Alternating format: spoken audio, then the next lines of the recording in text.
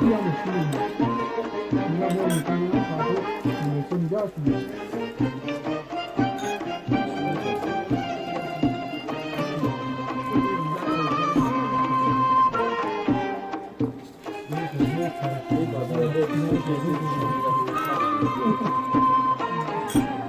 خدا در هم لسفش نه باکی نباشد همدمی جانی که کتی تیاری کنم